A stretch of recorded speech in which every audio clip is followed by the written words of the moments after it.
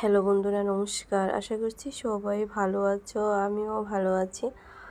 আর এখন যে অবস্থা, প্রচুর পরিমাণে গরম পড়েছে। আর আমার এই ভিডিওগুলো ঈদের আগে যেভাবে বৃষ্টি হয়েছিল একাধারে, ঠিক তখনকার ভিডিওগুলো।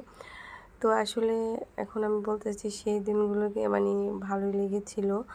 আর একাধারে বৃষ্টি হয়েছে, আবার বিরক্ত লেগেছিল, কিন্তু এখন ভীষণভাবে সেই দিনগুলো মিস করছি। ঈদের আগ পর্যন্ত প্রচণ্ড পরিমাণে একাধারে বৃষ্টি হয়েছে। আর এই কয়েকদিনের রৌদ্রতে মানে গরমে জীবনটা একদম অতিষ্ঠ হয়ে গিয়েছে। তো ভাবলাম একটু ভিডিওটা আজকে শেয়ার করি তোমাদের সাথে। তো এরকমভাবে আবার কবে বৃষ্টি আসবে জানি না, এরকম অন্ধকার হয়ে বৃষ্টি আসবে তো সবারই একটু শান্তি লাগতো, ভালো লাগতো। তো সেই অপেক্ষায় থাকছি। আজকে যেহেতু একটু বাতাস ছেড়েছিল, তাও আজকে একটু ঠান্ডা লাগতেছে, কিন্তু বৃষ্টি আসেনি। তো এখন এই বৃষ্টিটা দেখে মনে হয় কি নিজেকে ঠান্ডা ঠান্ডা লাগতেছে, ভালো লাগতেছে। আর কি করব, বৃষ্টি তো আসে না, তো এটা দেখে বৃষ্টির অনুভব করতেছি, ঠান্ডার অনুভব করতেছি।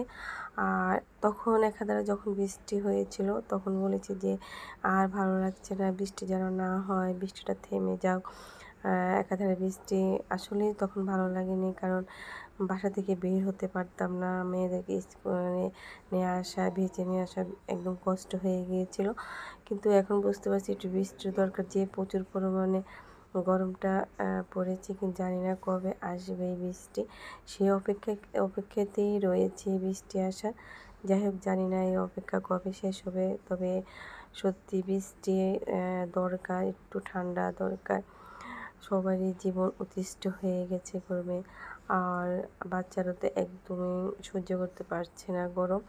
তো ভগবান যেন আবার বৃষ্টি আসে, একটু ঠান্ডা দাও। সবাই কিন্তু গরম ভালো লাগতেছে না, একটু ঠান্ডার দরকার। তো একটু তুমি ঠান্ডা দাও, সবাইকে তুমি শান্তি দাও।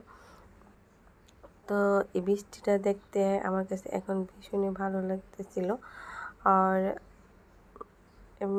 যখন বৃষ্টি হয়েছিল তখন আমি বারান্দায় গিয়ে এভাবে হাত দিয়ে জলটা ধরতেছিলাম, তখন আমার ভীষণ ভালো লাগতেছিল। বৃষ্টির যে জলটা না, সেই জলটা একদম ঠান্ডা থাকে, মানে শরীরের মধ্যে লাগলে মনে হয় কি একদম শরীরটা পুরো ঠান্ডা হয়ে যায়।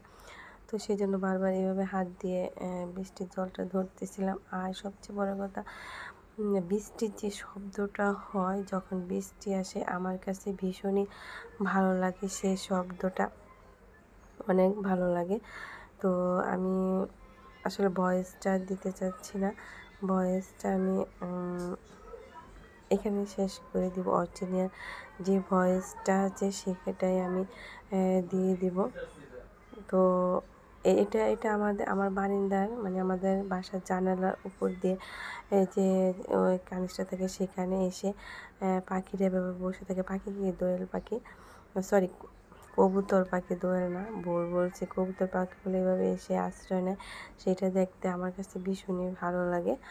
আর ওদের আসলে কোথাও জায়গা থাকে না, তো এরা এখানে এসে বসে থাকে। তো এটা আমার কাছে ভীষণই ভালো লেগেছে। সবসময় ওরা আমাদের জানালার উপরে যে কানিসটা, সেখানে এসে এই কবুতর পাখিগুলো বসে থাকে। যাই হোক, তাদের একটা আশ্রয়স্থান এখানে হয়, তো সেই জন্য ওরা এসে এখানে বসে।